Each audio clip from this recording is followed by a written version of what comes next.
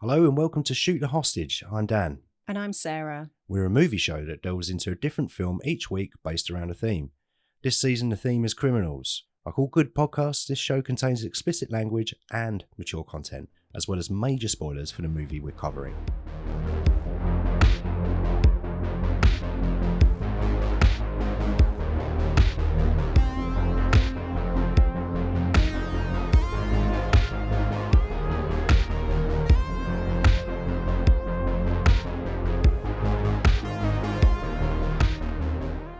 Right, so it's the final episode of season 2. No, not ever. Of season 2.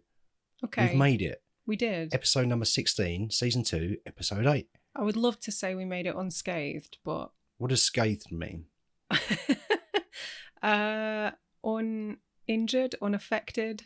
So scathed means injured or affected. No.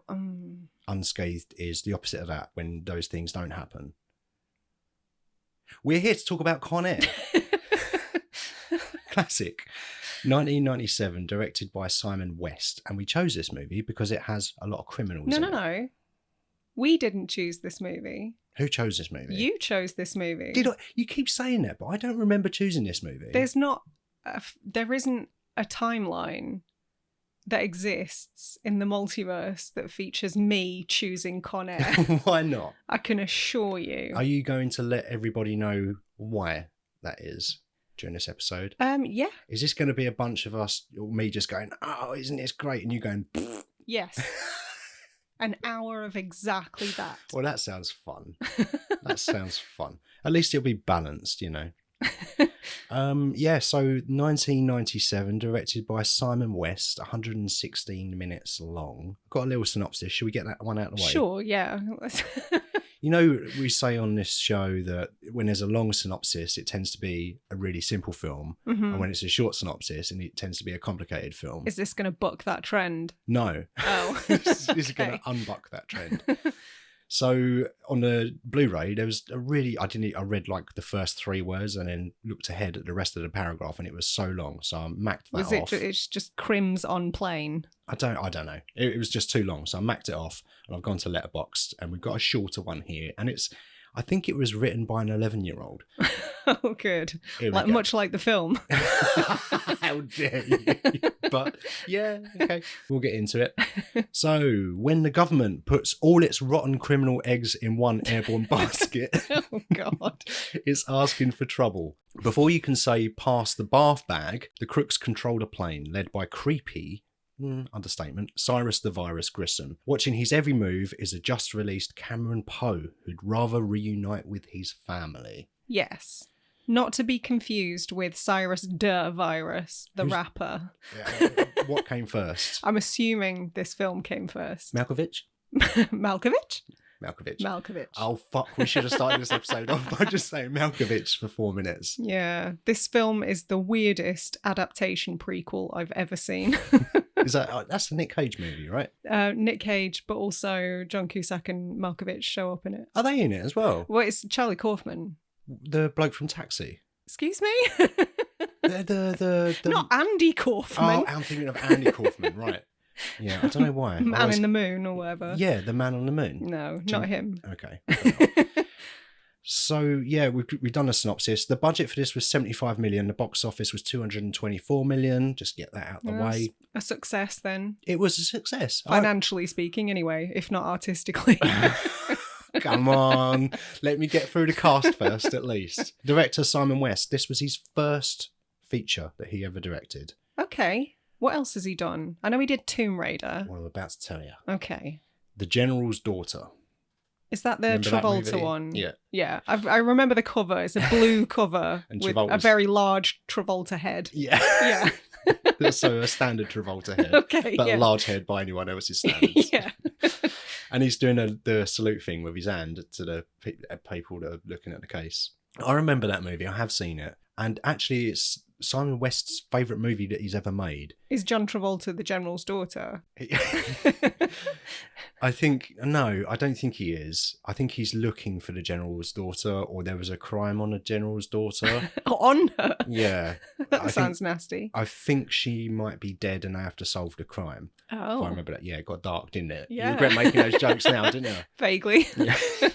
But so the General's daughter was the closest that came to his original vision, I guess. So, Okay. He had an idea of what that film would be when he went in to start making it, and it turned out the closest. So I wonder what he thought of Con Air before he went into it. But yeah, you mentioned Tomb Raider. Yeah. He obviously directed that. Stolen, which I've never seen, which is a Nick Cage movie. That's a Nick Cage one, yeah. I think that's got cars in it or something. Some like Carjacker. Yeah. I'm amazed I've not seen it, actually. I did look for it the other day to try and watch it before this episode, but I couldn't find it anywhere. He also directed the best Expendables movie, Expendables Numero 2, and most recently, the most recent one that I've seen, very recently, I said recently way too many times. It's starting to not sound like a real word. Skyfire. Oh, yeah. Yeah, I haven't seen that one. I think it's like a Chinese production. It's a disaster movie. It's directed by Simon West. That's all you need to know about that, really. Con Air is also a disaster movie directed by Simon West. Do you mean that it's a disaster? Yes. Oh my God. Can't believe you're ragging on this film so much, and we've just been going for like 5 minutes. Just strap in. Right, where were we? Skyfire, yeah, done that. Yeah, Skyfire was all right, actually. I enjoyed that quite a lot. It was very silly. I'm not a huge fan of disaster movies in general because I find that they often are a bit too earnest. They're all very formulaic. They're very formulaic. They're often played a bit straight for me. There is some deadpan humour in them and that sort of thing, but this Skyfire was just nuts. Okay. It was 90 minutes. It's exactly what you expect. Jason Isaacs is in it. He's channeling Elon Musk, I think. Oh, no. Yeah. That sounds terrible. Yeah. But he's really good in it. He's having a lot of fun. And I enjoyed that movie quite a bit, actually, more than I thought that I would. Most famously, I would say Simon West is probably known for directing the music video Never Gonna Give You Up by Rick Astley. Rick Astley. Did he? Yes. Do you know that song? Never gonna Don't give you you dare. up, never gonna let you go. This is why I'm Our doing audience it. hates us now. You've just rickrolled about 12 people. Rickrolled. What does that mean? This podcast is just turning into me asking you what words are.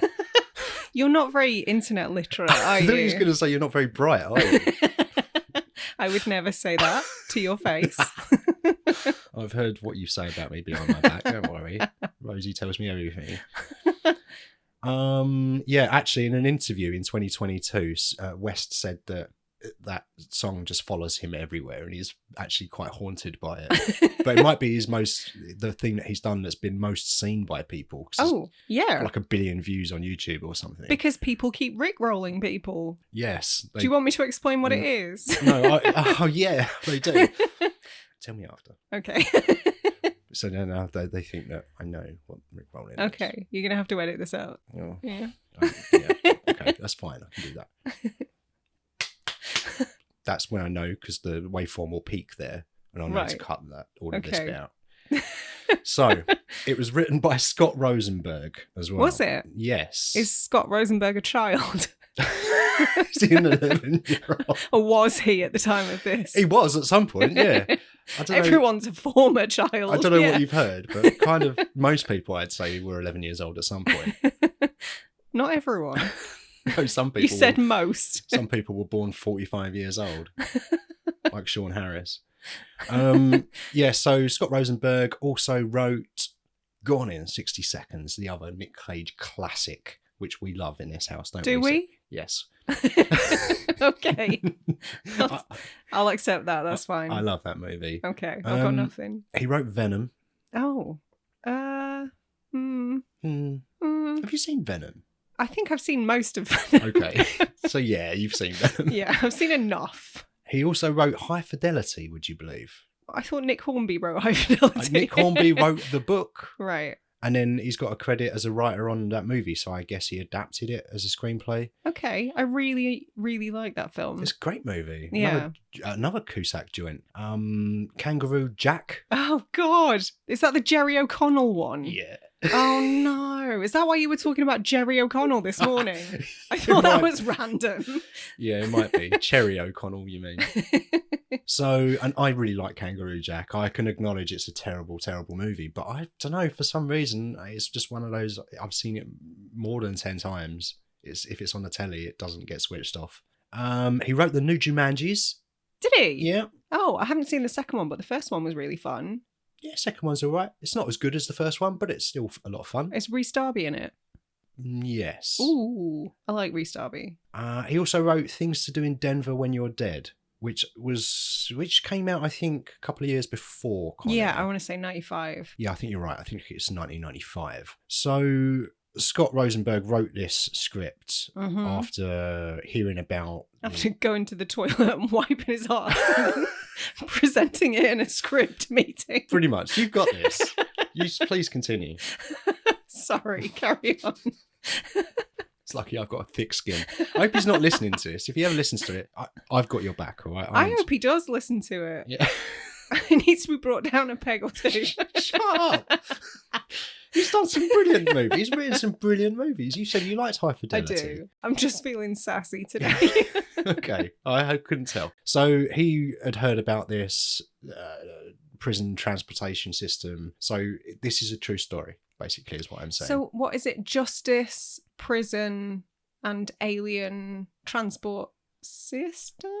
It's called JPATS. What? The real thing is called JPATS. Is it? Yeah. I thought that was a movie with Spacey in when he pretends to be an alien. That's KPATS. Okay. Right. Similar, but not quite. So he wrote this script. Originally was intended to be a much quieter character piece. Okay. Yeah, I know. Can you believe it? No. But maybe we'll get to this at some point. But I can see what that movie was through some of the dialogue in this. I guess. Yeah, okay. Well, I think you know what I'm talking about, maybe, but maybe we'll get to it. But yeah, so it was based on a much smaller, character-driven story, but obviously it's a Jerry Bruckheimer production, so we're going to pretend that we're not ripping off Michael Bay's style, who obviously ripped off John Woo's style. It's just getting more and more watered down. Yeah, but yeah, so Simon West got hold of it, and basically they just were rewriting a lot of the script day by day, and it was kind of how it turned out was kind of a happy accident, depending on if you like this movie or not, I guess. Okay. So I mean, there's a lot of people in this movie as well. It's a large cast, yeah. A lot of very recognisable faces here. Yeah. Beyond the main three. Yeah, obviously Nick Cage. He was, I think this is the filling to his action sandwich. He went from The Rock to Con Air to Face Off back to back. Yeah, there was a massive overlap between this and Face Off. I think from what I read, shoots for this ran late. So he was supposed to start on Face Off and he was about 6 weeks late because this ran over. Okay. Yeah, John Cusack. Obviously, we've mentioned him already. He thinks this is a terrible film. John Cusack is on my side. Yeah, he's not a fan of this, is he, at all? And yet I did read somewhere that he said he would come back for a proposed sequel. Yes. Well, I mean, have you seen some of the movies he's been doing lately? Yeah, he obviously likes money, so... Yeah, I can't blame him. I miss Cusack. I miss, peak era Cusack, late 80s, early 90s, and then something went horribly wrong. And I remember sort of maybe 10 years ago, his Twitter feed was just an absolute train wreck. Okay. And I started to worry about his mental health. Mm. And now he just kind of crops up in really weird, shitty films. Whenever I look on Letterboxd, it's usually recent B-movie action kind of fare, which surprises me because he's obviously not a fan of this movie, as you've said. Yeah. I do think that this is one of the better tongue-in-cheek 90s action movies. So I'm surprised that he sort of still does that sort of thing. For me, Cusack peaked in the late 90s. Okay. I wasn't really aware of him until Grosse Point Blank. I knew him, but I don't think I'd seen much of his work. I missed a bunch of what was that? We need to sit you down and watch The Shore Thing and Better Off Dead at a bare minimum. Okay. What's the one when he holds a big radio? Say anything. Have I seen that one? Yes. Yeah. So I hadn't seen that one at that point. Okay. So I wasn't super familiar with him. And I think Grosse Point Blank, this, and then High Fidelity. Mm-hmm. I think this is Grosse Point Blank is like the zenith I for think me. so. I think that's my favourite Cusack performance. And then if we're talking in terms of performance, probably High Fidelity. Yeah. And then Con Air for me. Okay. But Con Air is my second favourite movie of his. John Malkovich. Yeah. Have you seen the movie Rounders about poker? Yes.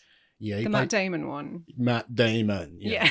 he plays a character in that called Teddy KGB. So that should pretty much know what that character is now, right? He's got an accent, I'm guessing. Correct. Yeah, wears a red tracksuit. Literally.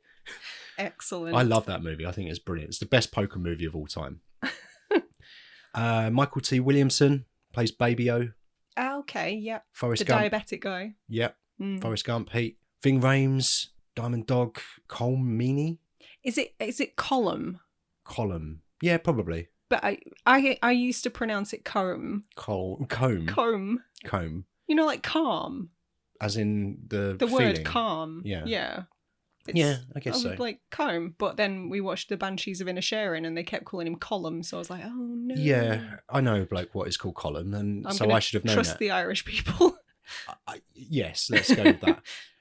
Rachel Ticotin, Dave Chappelle, Danny Trejo, Steve Buscemi. Just running through the last bits of cast there. Steve Buscemi, Buscemi. I say Buscemi. Steve's in it. He plays Garland Green. Yeah. What do you reckon then? My first question for you is Nicolas Cage as an action star, because you're quite a fan of action movies. Like I probably am more of a fan because that's really my genre.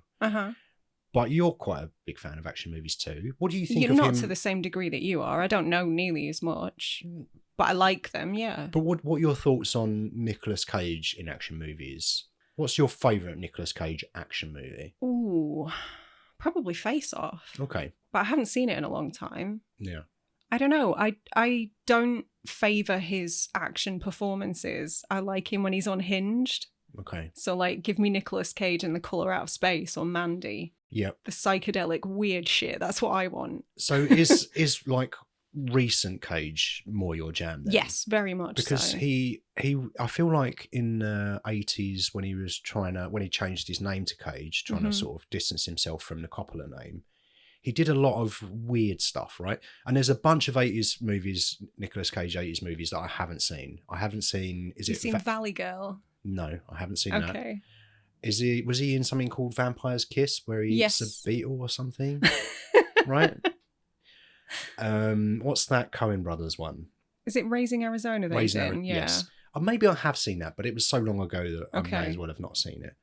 So, yeah, I feel like he maybe did a lot of experimental stuff in the 80s. Yeah. Became more formulaic in the 90s. Not formulaic, maybe sounds a bit reductive. He became a bit pigeonholed for a while. He became pigeonholed for a while. I feel like between 95, 96 to 2005-ish, there's like a 10-year period where he's doing a lot of action movies. As the time goes on, he's doing more B-grade type stuff.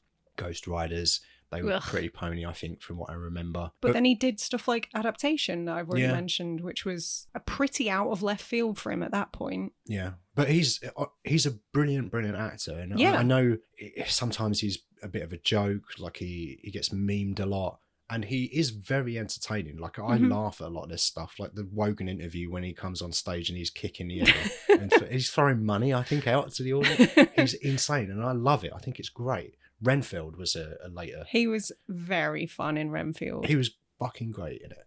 And I don't know, I think he's one of the greats. I think he might be on my Mount Rushmore, you know, of okay. Four, yeah. Four faces. Or four horses if you'd seen Barbie. Yeah. Yeah.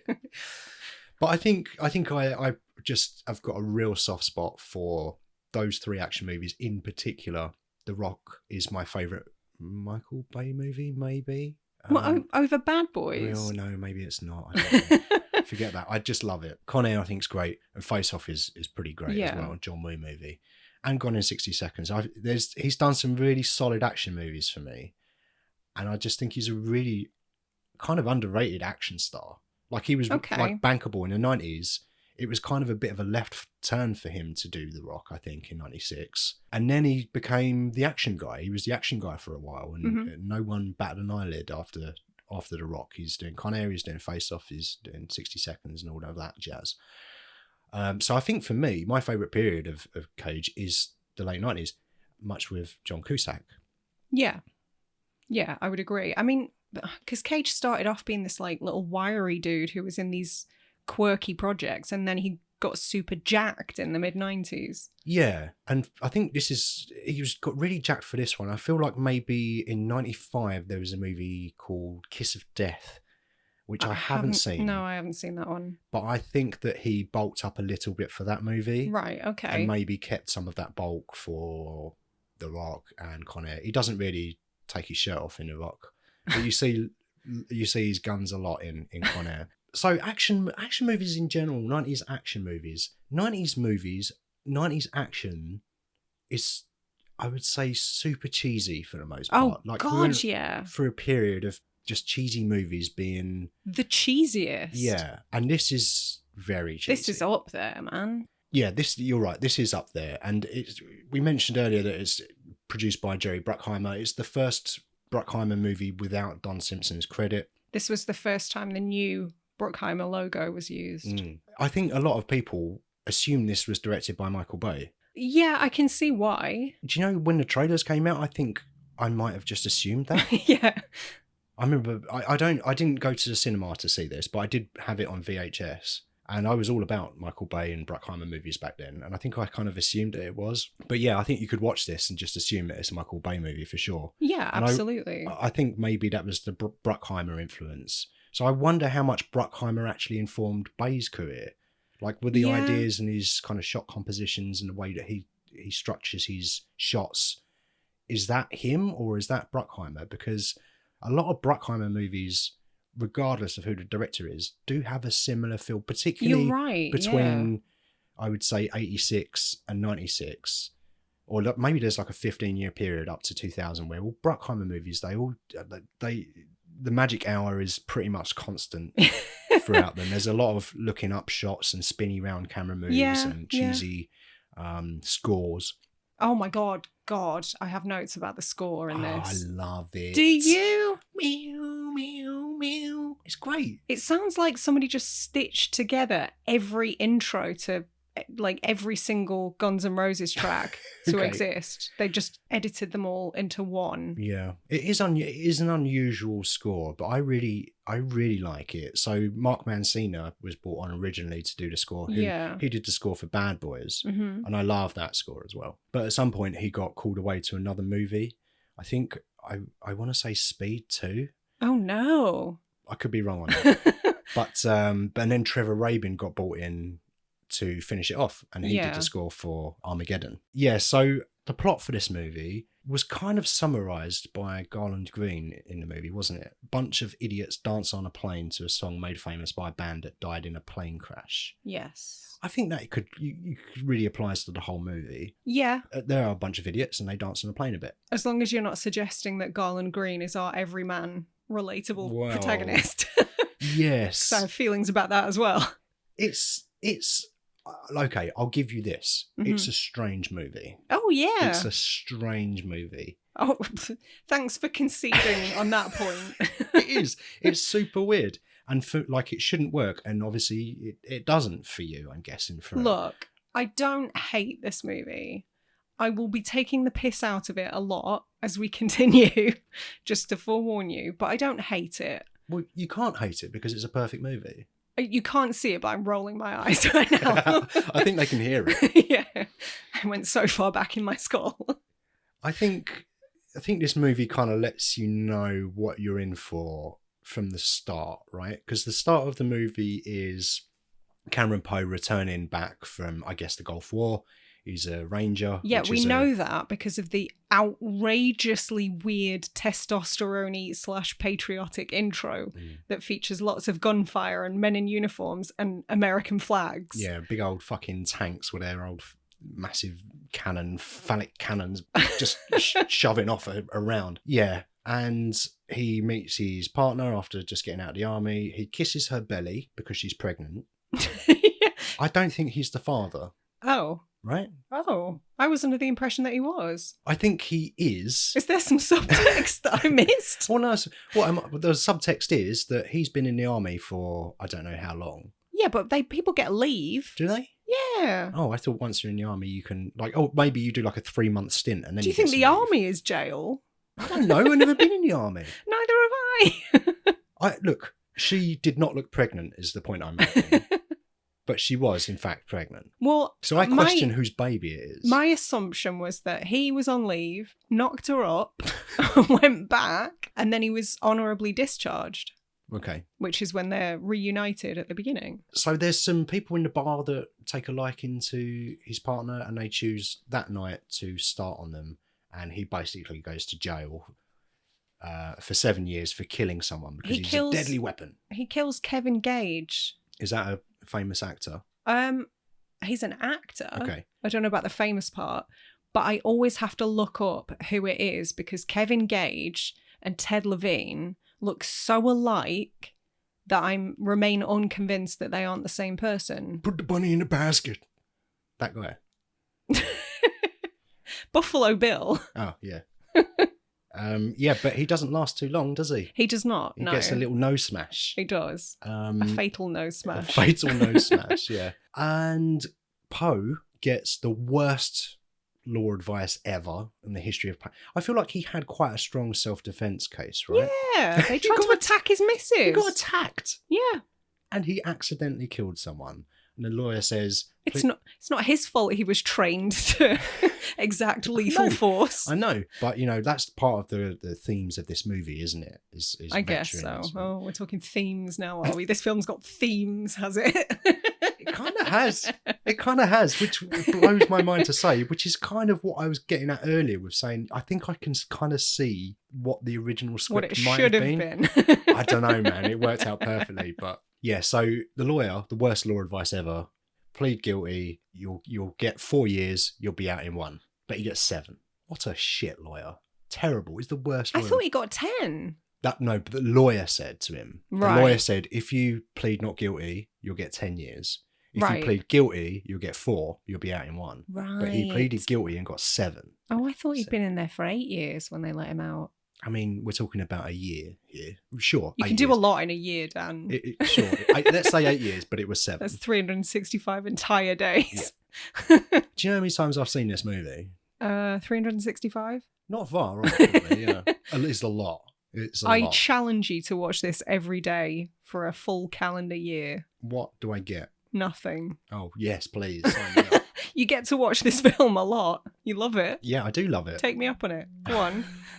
Should I do Chronicle some kind of Instagram challenge? Yes. Okay. Listen, if people write in and they are genuinely interested in that, I would consider it. But I'm not going to just do it just in case they might be. And get to the end of the year and I've watched Con Air 365 times. Anyway, where were we? We haven't even really talked about the plot of this movie and the complex structure of it. Are you waiting for me to interject? No. So basically, before we move on to the plain stuff, I do want to mention the letter writing part because the prison sentence is shown to us via montage, right? Yeah, of course it is. The prison time of the 7 years, and his daughter Casey and Cameron are writing each other letters. And it starts with a really long letter, and the letters I noticed get shorter and shorter. Casey wrote him a letter saying, "Dear Daddy, are you ever coming home?" And that was it. How old's this kid? Well, 7, I guess. So was she writing letters for a while? I don't know. When did children start using pens? Well, that's my question. I don't know. She can't have been writing him that many letters, 1, surely. Something? 1? You think you can hold a pen at 1? Of course you can. You could write at 1, could you? I don't know. I don't remember, but you can certainly hold a pen. Anyway, details. So Casey is writing him letters. Yes, the letters are very, very short, which I thought was very strange. Dear Daddy, you ever coming home? Dear Casey, yes. Oh, come on, what's this line? I've got Dear Daddy, where's my fucking bunny rabbit? School is very important. Oh my God, his accent. This is a crime to all people from Alabama. Break out the fine china, chill the lemonade, tie a yellow ribbon round the old oak tree, because this boy's coming home to his ladies. Coming home forever. That felt like a hate crime. I love it. I think it works for me. But he proper studied for this movie, didn't he? I read that he travelled to Alabama. Yeah. That could have been, he could have spent 3 hours there for all we knew. No, when they went, yeah, no, I've got this. I heard it was 10 years. He spent 10 years in Alabama to perfect the accent for Con Air. It makes no never mind.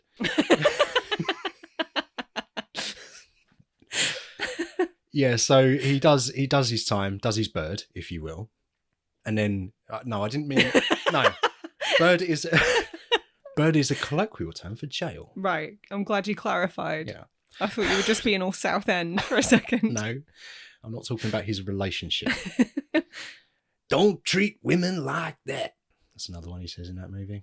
Yeah, so he does his time, and then he's being released, and his best mate, Baby O, is on a plane with him because he's being transferred. Plane gets taken over by John Malkovich. And then Malkovich.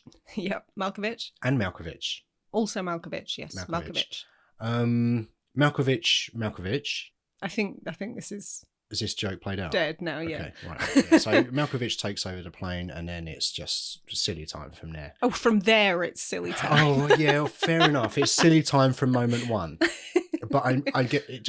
It kind of ratchets up the action. The silly time ante is up. Yeah, and yeah. Other plane movies. Passenger 57. Seen that one? Turbulence. Sure. Snakes on a plane. Snakes on a plane. Yeah. The Taking of Pelham 123. That's a train, isn't it? Is it? Yeah. I thought that was an aircraft. I'm pretty sure that's a What am I train. confusing that with? I don't know. Is Walter Matthau in that? I thought it was John Travolta. Oh, it got remade. Oh, right. I've only seen a remake, I think. Heathen. Yeah. Yeah, Air Force One, that's another plane one. Okay. Do you know what I think of when I think of Con Air? What movie it most reminds me of? Outside of the plane movies that we've just mentioned. The Room. The Brie Larson one. No, Point Break. Okay. For me, Point Break is kind of, it's absurd. It's portraying masculinity and its absurdities, right? It's really silly, but it knows it's silly. Yeah. It's super macho, but it's playing on that.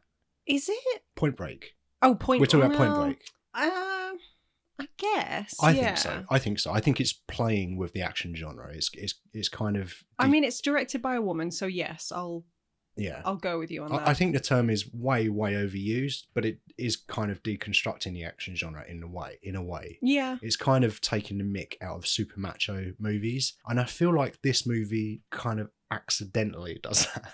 No, this is the film they're taking the piss out of. What, Point Break?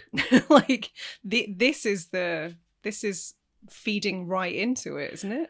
I see. For me, when I was a kid, I really enjoyed this movie because it was action and it was fun and it was silly. But now I watch it and I get something a bit different from it. I kind of watch it and I kind of enjoy it ironically in a way, because I watch it and I saw you covering your eyes quite a lot of it at the time, and that's kind of how I feel too. But I'm really enjoying it, and I feel like I watch Point Break and I am super on board with just portraying the absurdities of masculinity, and I feel like this does the same thing, but this did it accidentally. I think this was trying to be not serious, but it was very tongue-in-cheek and it's very silly, but I feel like the result is probably a bit further away from what they intended. But for me, I can watch it and go, yeah, men are a bit silly, aren't they? Do you know what I mean? I do know what you mean. I don't think that's most people's takeaway though. No. Sadly. And from what I've read about stuff that happened behind the scenes, like there was an interview with Danny Trejo, and apparently like the whole thing turned into what he called a tough guy competition. Between takes, they would start spitting competitions to see who could like groz the furthest. Oh, lovely. It was so disgusting. They had like a ring or something, didn't they? Yeah. Like a fighting ring. whatever that's called. Like, this is the most testosterone ever on film, perhaps. Yeah. Like, I was worried I was going to start growing chest hair before the credits rolled. Yeah. It's so blokey. And I get what you're saying. And if that is your takeaway, then that's fair. That's subjective. Oh, thanks. But I definitely think you're right in that it was unintentional. I think so. I think it did have its tongue placed in its cheek. Yeah. But I feel like, I don't know, for me, I don't know.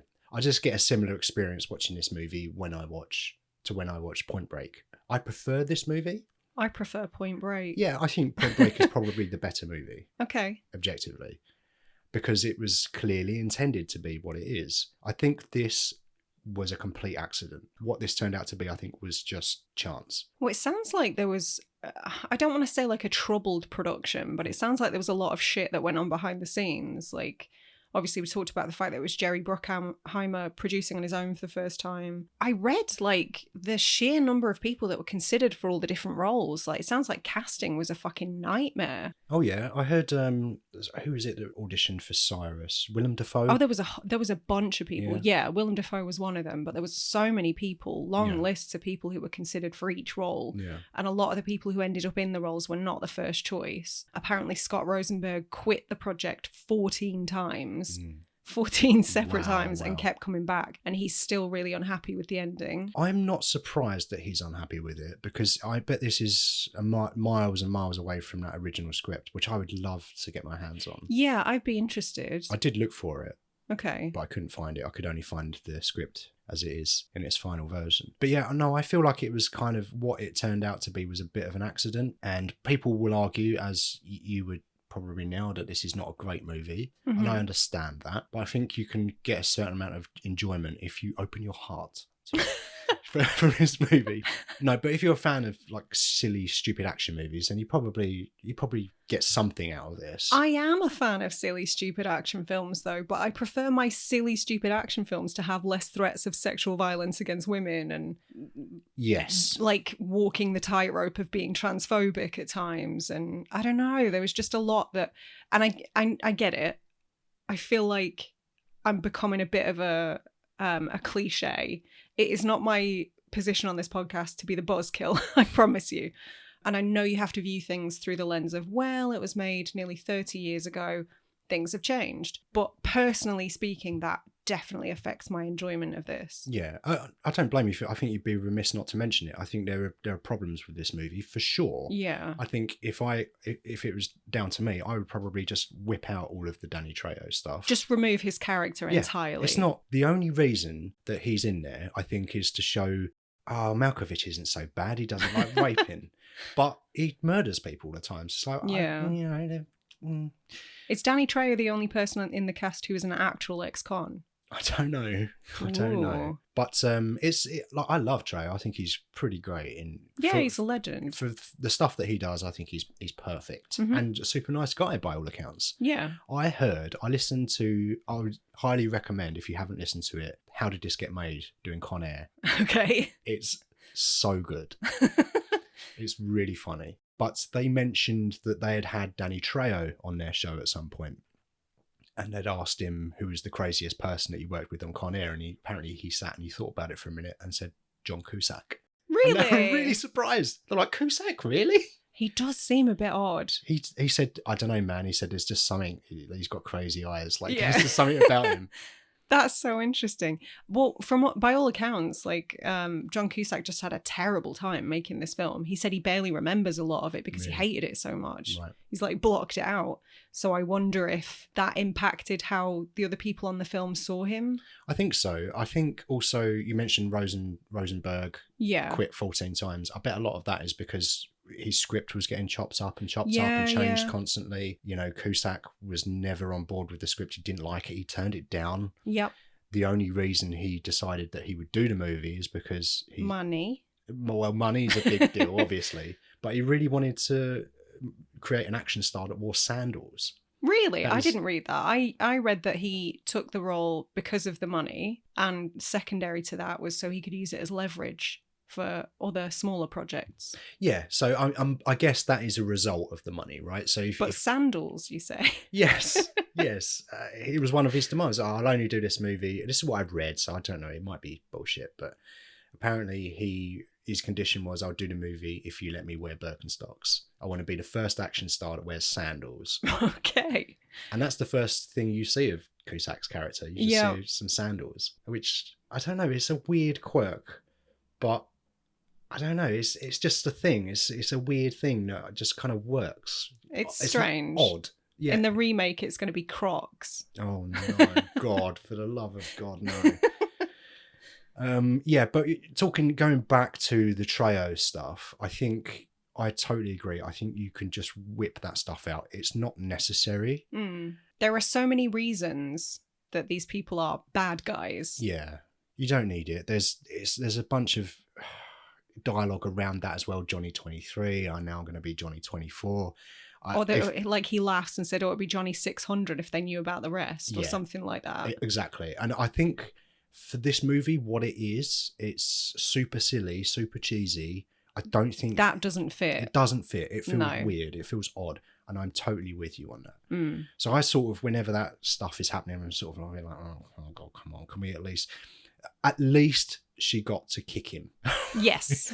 And that's kind of was like, oh, okay. And she's in Total Recall. I didn't notice until I looked up the cast list for this, but she's Melina in Total Recall. Right. And Yeah, I didn't recognise her. I see it now. I'm like, oh yeah, of course. Yeah, so I'd definitely whip out the Trejo stuff. You spoke about the trans character, and they did play to some stereotypes with that. Yeah, I mean, the whole character is kind of a joke. Yeah. And it's like that trope of men in prison together. Like, it's something you see a lot in TV shows. And I don't know how true that is. I've never been to a prison, let alone, a male prison, let alone any. Yeah. But I don't know. It just felt a bit yikes. Yeah, it was a very small portion of the movie. So if I have to choose, I'm going to whip out the Johnny 23 stuff. I think, like, in terms of representation, cool, have that character, but like make them less of a joke, maybe. And I was trying to remember when that character appeared. I was trying to remember what happens with that character. And as the movie went on, I thought, oh, okay, we're just not really addressing it, which is cool. Yeah. Good. But then they do address it. Yeah. And I just thought, oh no, because there's the part where Malkovich says, scratch their eyes out. Okay, come on, that's an obvious kind of joke. And then there's a part where Nicolas Cage goes to punch them and... Just credited as Sally can't dance. Okay, right. So Nicolas Cage goes to punch Sally and then takes a look at her and decides to slap her instead. Yeah. But it was the confused face and I just... But also, like, the connotation there is like, oh, I must... the violence must be gendered. Yeah. Like, that's so weird. Yeah, that's exactly what I was trying to say, but you've articulated it for me. Thank you. This is how the podcast should work. Yeah, so those are the, like, I joke. It's not a perfect movie, clearly, but it is a fantastic, cheesy, super cheesy action time, and I love it. And there's some really memorable stuff as well. There's the stuff at Carson City. And all the time, Poe is trying to sort of walk the line of pretending that he's on board with the plan. And I find all of that super interesting. They were my favourite bits. When he was sort of not in panic mode. I was about to say in panic mode, but kind of he was pretty level-headed throughout the whole thing due to his training, I guess. But the moments where he's trying to assess the situation and figure out how best to get on everybody's good side and, like, play everybody off against each other whilst protecting certain people. Yeah. I don't know. They were the most interesting points to me anyway. Yeah. No, I enjoyed all of that stuff. It's your barbecue Cyrus and it tastes good. He has a chance to get off of the plane at Carson City, but he decides to stay on because Baby O needs some insulin, didn't get his shot last night, and they destroyed all of the syringes during the lethal takeover. Yeah, so he's doing a dance throughout the movie between wanting to get off the plane, seeing his family, and protecting his friends, and doing the right thing. And Larkin realises that he has an ally, Larkin being John Cusack's character. Sandal Boy, that's right. And I think, like, he is kind of an interesting hero as well. Like, Larkin. Yeah, he's not a stereotype. No, he's not. And there are some really interesting, again, going back to, I can see the threads of the original scripts in there. Yeah. He does a lot of chat about, like, because Cole Meany's character, Malloy, they're criminals, they shouldn't have any rights, they lost their rights when they committed a crime, blah, blah, blah. And Cusack sees it as more of a grey area than that. He's like, no, you know, everyone makes mistakes. Look at this guy, Cameron Poe. He was in a bar fight protecting his wife, killed somebody. Could have happened to any of us. So it is, you can see the threads of it there, which is, it's a fascinating movie to me. It's like it's got some really interesting dialogue. Yeah. And kind of thought-provoking stuff, which is an odd thing to say. But then straight after that, Nicolas Cage is going, I'm going to show you God does exist. So it's a weird mishmash of things. Very much so. I read somewhere else as well that I don't know at what point it happened, but J.J. Abrams did a dialogue polish on the script. Ooh. Proving that you can, in fact, polish a turd. I bet that original script is quite good, you know. Well, I want to know which bits who was responsible for. I'm fascinated by that. Like, because J.J. Abrams has got a fairly good reputation, right? Yeah, So, like, maybe some of the better stuff is his doing. Who knows? It could be. I could be way off there, but my thoughts are that the stuff that is actually interesting and uses words with anything more than 2 syllables is probably the original script. Right. But yeah, Cusack is interesting action star, I think. Interesting hero in this movie. Yeah. And I mean, obviously Cameron Poe is a bit flat. He's interesting in that he's, as you said, he's trying to assess the situations, but there's not much else to him. No, besides the hair. Yeah, and his guns. Have we even talked about MC Gainey yet? Swamp Thing. Swamp Thing. Not the Swamp Thing, just a Swamp Thing. No. No, we've not mentioned MC Gainey yet. I feel bad about that. Well, I mean, the guy has got a very interesting face. He's got a very memorable face. Yeah. Looks a little bit like a Bo Selector mask and a spitting image puppet had relations at one point. Yeah, okay, I can see that. No offense to the guy. He's got a very good character actor presence. I feel he was like somewhat underused. Yeah, I'd agree with that. Because he's kind of important, right? There's no movie without that character. Well, he's the only one who can fly a plane. Yeah, he flies the plane and he drives the truck at the end of the movie. Yeah. So yeah, he kind of is in a couple of scenes, but he's not really used that much. Also, he's smoking the cigarette that kills Sindino. Oh yeah. Sigh. Anara. Oh God. Yeah, MC Gainey. Yeah, he's memorable in this. This is the favourite movie that he's ever been in. Is it? It's his favourite movie. Yeah. Wow. So him and Cusack are at opposite ends of that spectrum then. Yeah.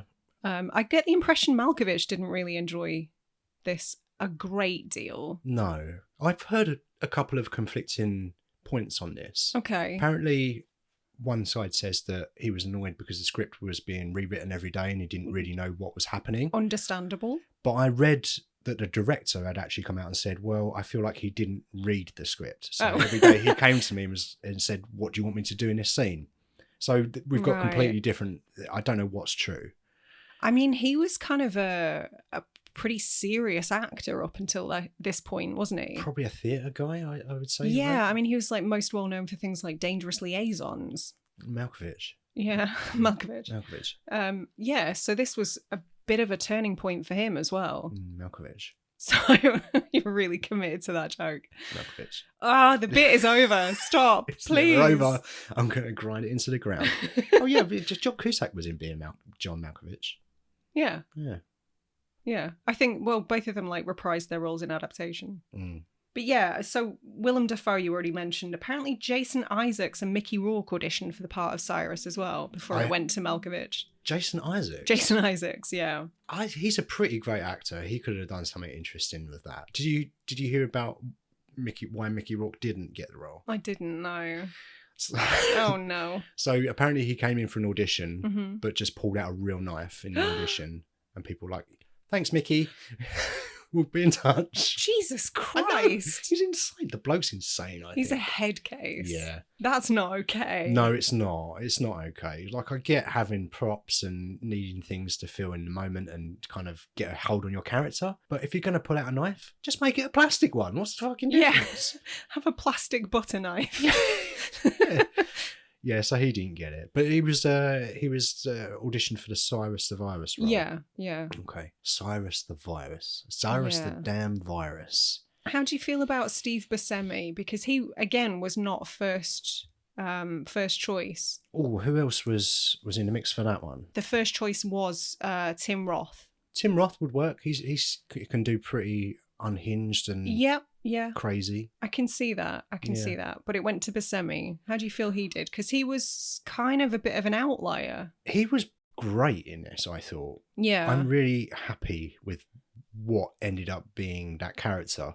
I mean, it's a weird one because he is apparently like the worst criminal out of all of them. Yeah. He killed, how many? 37 people, apparently, was it? Well, they talked about he's like a hardened serial killer, like a true psychopath. Yeah. But can empathise with small children and decide not to kill them.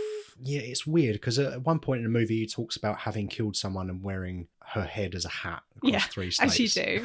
Yeah, well, you know, it was sunny. In a pinch. A head'll do. Yeah.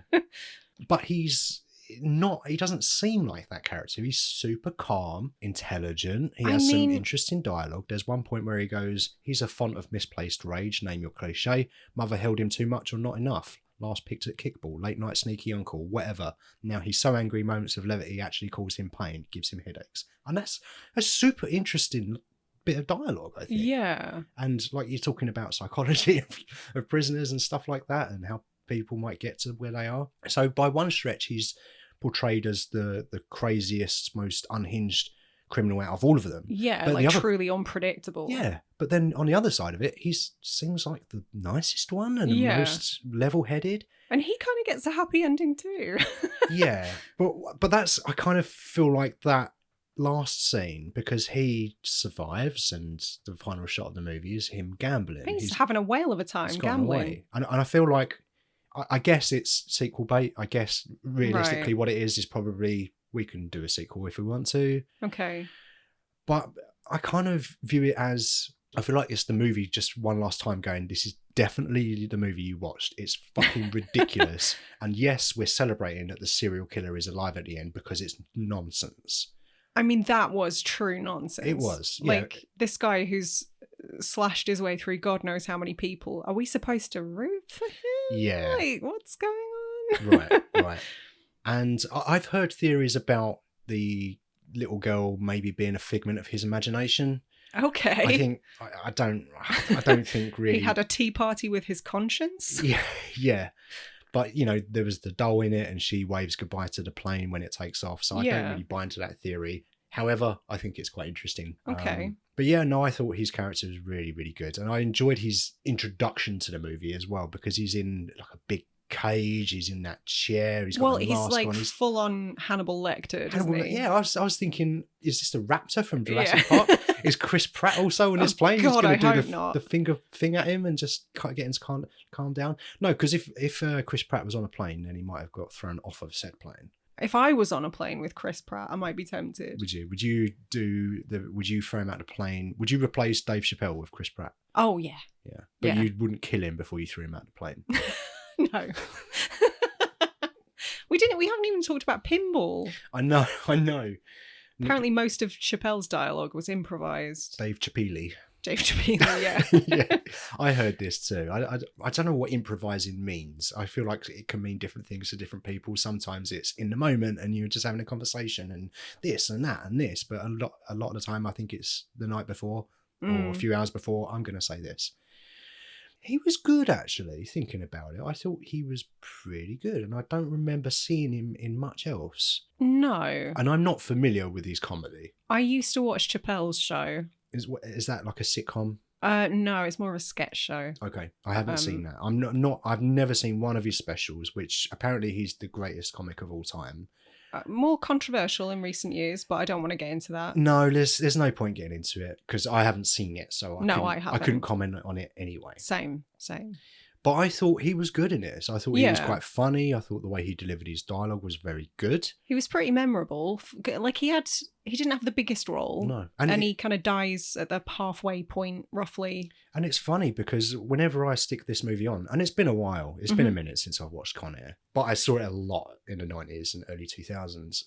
But whenever I put it on, I'm always thinking, oh yeah, I enjoy this character Pinball. He's in this movie the whole time. And then he gets off really early. And I'm always surprised because he has that much of an impact. I think he's in more of the film. But I did enjoy when Nicolas Cage writes on his torso, US Marshal Larkin, and throws him out of the plane. Somehow had time while the other guy's back was turned to write a fucking novel on this guy's t-shirt. I remember when we were sitting down and watching this, when his body got thrown out of the plane and it lands on a car, you turned to me and went, "Is this a comedy?" To which I replied, "Yes, I think it is." I mean, I'd seen this before, but it was such a long time ago that I think I'd forgotten. Okay. I think in my head, I'd retconned it as more of a serious action film. So I was surprised by the tone of it this time. Yeah. I would kind of class this as a comedy. It's very funny. Sometimes intentionally, sometimes unintentionally. Do we want to say any more about Cameron Poe before we start wrapping up? Do you know Patrick Swayze was also considered for the role of Cameron Poe? Oh, because in Point Break, they're taking a piss out of masculinity. And they're doing the same thing with this. I guess so. That's what they did in that movie, so let's get the person that did it. Maybe. Also, I keep forgetting that Nicolas Cage's name was Cameron Poe. That's why I've been saying it a lot the past minute. Yeah, okay. Because in my notes, I just kept writing Jean-Claude Van Damme. Jean-Claude Van Damme. Okay. That's how I remembered who the characters were. Whenever anyone said Poe in the movie, I just thought of Teletubbies. It was the red one, wasn't it? Poe. Baby in Teletubbies has got grandchildren now. Don't you dare. Don't.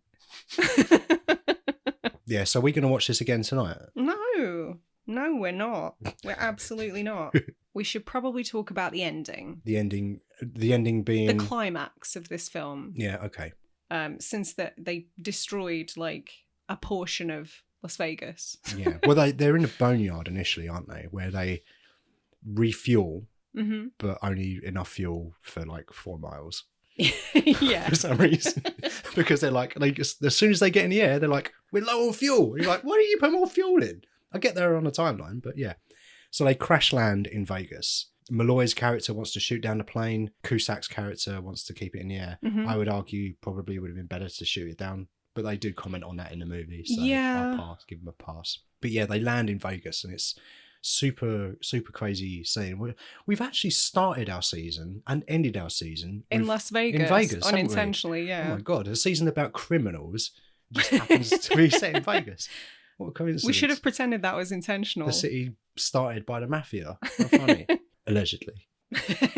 Don't come for me. Yeah, pretty crazy scene. And then it's been pretty action heavy throughout. And then you've got that final 20 minutes where they're crash landing in Vegas, crashing into a casino, which...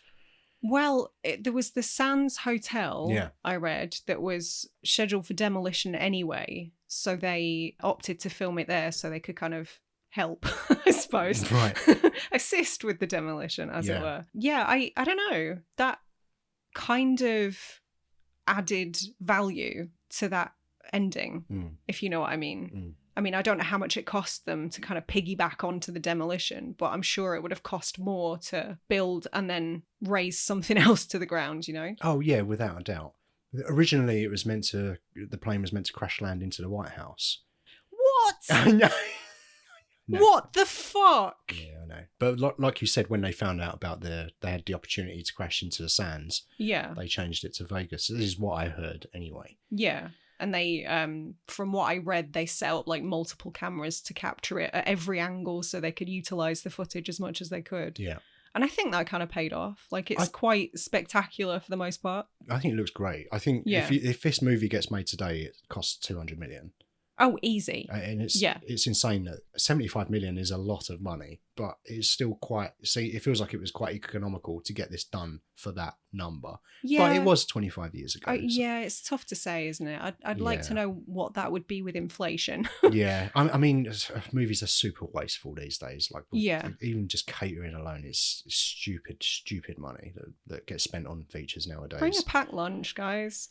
Bring a fucking packed lunch, you spoiled bastards. Crew, have whatever you like. Yeah. A-listers, get fucked. You can afford it. Vegas, super memorable. They crash, and then there is a fire truck chase. Yes. Where Cusack and Cage get on motorbikes, and they give each other a little nod.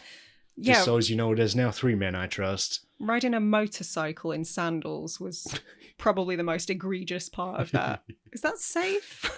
I don't know, you know. They weren't wearing helmets either, so I No. don't think safety was their top priority.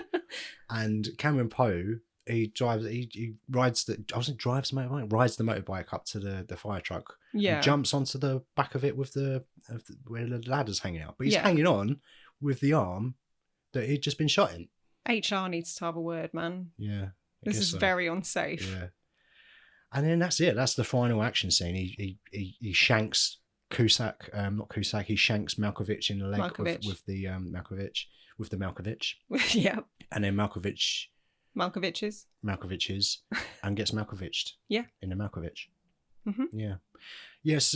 Something that always bothered me about this movie is that he gets handcuffed to the ladder. Poe raises said ladder and he's gets dragged through the ceiling of the tunnel, I guess they're driving through. But then he falls off and you see a wide shot, you see all these casinos, but then he falls off and lands on a construction site or a quarry. Yeah. I'm not quite sure what that is.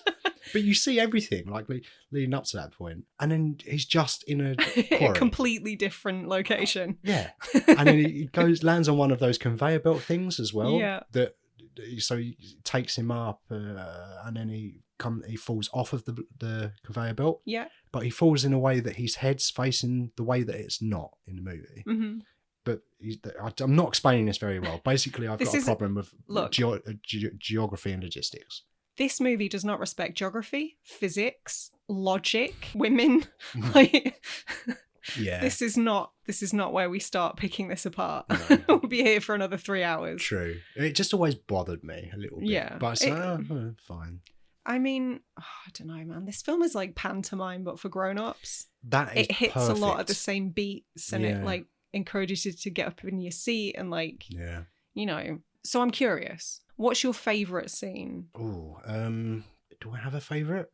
Well, I wasn't expecting this question. I'm so sorry. I can tell you mine while you Go think. on, you tell me yours. It's I can't remember the other guy's name, but when they're in the cargo hold and Nicolas Cage is at one end and the other guy who's just found his box with the letters to his kid, or from his kid rather, and they look at each other and they run, but because they're bobbed down, it looks so fucking hilarious. Yeah, you did do a bit of a laugh when that happened. That killed me. Yeah. It looked so dumb.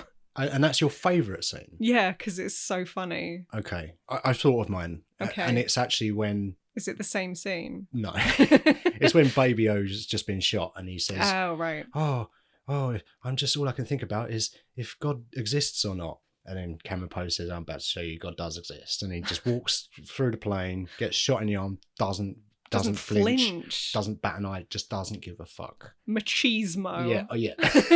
That's my favourite scene, definitely.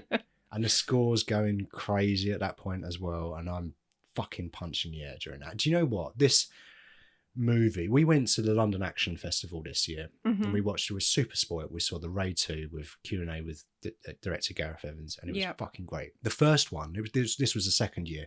The first year, last year, they screened Con Air with a Q&A with director Simon West. Oh, okay. I wish I'd known about it then. I definitely would have gone. I would love to see this with the crowd. Who's your favourite character in this? Oh, I would say... I'd say John Cusack, probably. Larkin is my favourite character, yeah. What does it say about me that mine's Garland Green? He's not far off. I mean, it helped by the fact that he looks like a pencil that someone stuck googly eyes onto. I think Larkin and Green are the two most interesting characters. Yeah. And they get the most interesting dialogue as well. Agreed. So I think that's probably got something to do with it. And it blows my mind that Cusack doesn't like this movie, because I think he's fucking great in it. I think he's really good. I was surprised to read that he hated the experience, because it doesn't show in his performance. It doesn't, and I guess maybe he's just a super professional, because he might have hated the script, but he's a pro. He delivered, man. I would never, like you said, I would never have noticed. And it saddens me that he wasn't a huge fan of this, but I get it. But he's done way worse since. Yeah. For sure. Yeah. Are we done? I Is think that we a are. wrap Yeah. on season 2? I think it is a wrap on season 2. We're all done now, and we're going to have a little holiday. Yeah. I really hope I never have to hear that Leanne Rimes song as long as I live. How do I just said, Dan. get through a night Ugh. without you? If I have to live without you, what kind of life would that be? Oh, Well, be sure to come back for season 3. It'll just be me because I'm going to murder Dan You're in gonna the sack me. interim. Yeah, we're done with criminals now. We're going to have a little break. We're going to be back on the 2nd of October with Yep. a brand new season with a brand new theme. I'm so excited. Do you want to announce what we're doing? The theme? Yeah. Aliens. Aliens, extraterrestrials. Yes. And the first episode we're going to be doing. Oh, are we announcing it now? Yeah. we've Go got on, it, haven't then. we? Go on, naughty. Naughty, very naughty. Predator. Yes. Is this our first Arnie movie? I think it might be. Won't be our last. No, I'm sure. Yes, we're going to be covering Predator for our season on Aliens, returning on the 2nd of October. So we're going to have a 3-4 week break. I think it's 4 weeks, but it's 3 episodes. Mhm. But if you want to continue listening to us in the meantime, we're constantly releasing episodes on I Patreon. thought you were going to say we're always talking. Well, we are really. You can't shut us up. We are really. Like Yeah. we cover pretty much every movie we see at the cinema at the moment. Yes. We Yeah. we promise 2 a month on our Mhm. Patreon. We've been seriously over delivering. Yeah, we've done way more than 2 a month, particularly over the last 3 months, because it's been super busy at the cinema. But also, what you get on the Patreon is you get an end of season wrap show. Yeah. So if you've really enjoyed season 2, talking about criminal movies, we'll do a bit of a wrap show where we talk about a little bit the movies that we've covered, some that we haven't. Mhm. Maybe they're ones that we wish we'd put in. Maybe there's some that would have swapped out. Con Air, for example. Yeah. You might not have wanted to watch Con Air. So yeah, we just go a little bit into just wrapping up the season, really, and our thoughts and Yeah. feelings on that. So if you're a patron, you get access to that and a minimum 2 free new release episodes as well. But we're way over delivering on that at the moment. So if you want to sign up to that, you can catch us there without a break. Otherwise, thanks for listening for the entire season, and we will be back on the 2nd of October. Bye. Bye.